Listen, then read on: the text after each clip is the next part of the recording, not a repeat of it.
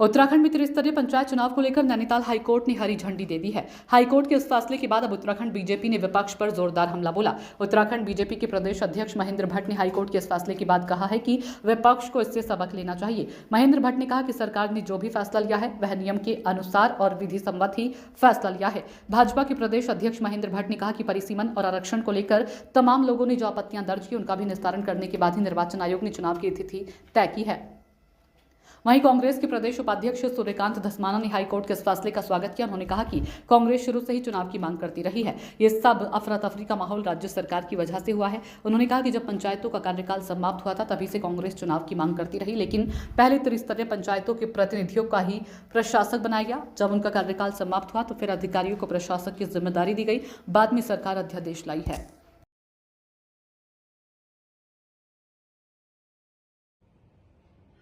हम न्यायालय के निर्णय का स्वागत करते हैं। आज चुनाव पर लगी रोक हट गई है। अनेकों लोग न्यायालय की शरण में गए थे, आरक्षण के विषय को लेकर गए, परिसीमन के विषय को लेकर गए, लेकिन सरकार ने जो निर्णय किया था उस निर्णय पर कोर्ट ने मोहर लगाई है।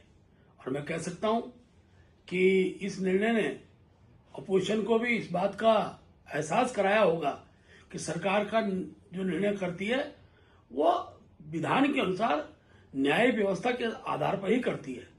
आज चुनाव की फिर रोक हट गई है।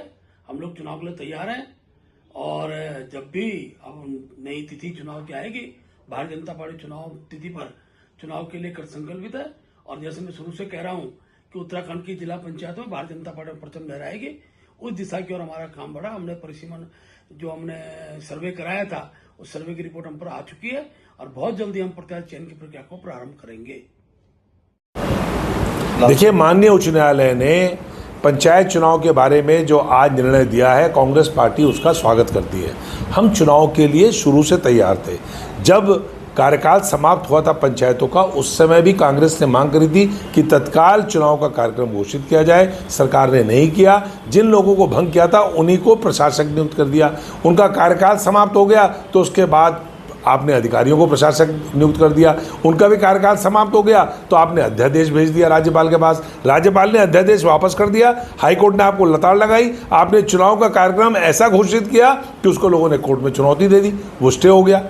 कांग्रेस पार्टी तो शुरू से तैयार थी। ये सारा जो कैओस हुआ है, सारी अफरा तफरी हुई है, ये सरकार की वजह से हुई है। आज हाईकोर्ट ने दोबारा से आदेश दिया है राज्य निर्वाचन आयोग को चुनाव कराने का। राज्य निर्वाचन आयोग कार्यक्रम घोषित करे। हम लोग चुनाव के लिए तैयार हैं। हमारे जिला प्रभारी नियुक्त हैं, हमारे विधानसभा प्रभारी नियुक्त हैं, हमारे पैनल्स तैयार हो रहे हैं। हम लोग तत्काल चुनाव में जाने को तैयार हैं। कांग्रेस पार्टी चुनाव लड़ेगी ताकत के साथ और चुनाव जीतेगी। राज्य निर्वाचन आयोग से हमारा कहना है कि पारदर्शी चुनाव करवाइए। राज्य निर्वाचन आयोग में जो हमारा डेलीगेशन गया था प्रदेश अध्यक्ष के नेतृत्व में, जो हमने डिमांड करी थी, वो डिमांड हमारी है कि पारदर्शी चुनाव कराया जाए। अगर किसी भी प्रकार का पक्षपात राज्य निर्वाचन आयोग ने या पीठासीन अधिकारियों ने किया तो कांग्रेस इस बार सड़कों पर लड़ाई लड़ने को तैयार है।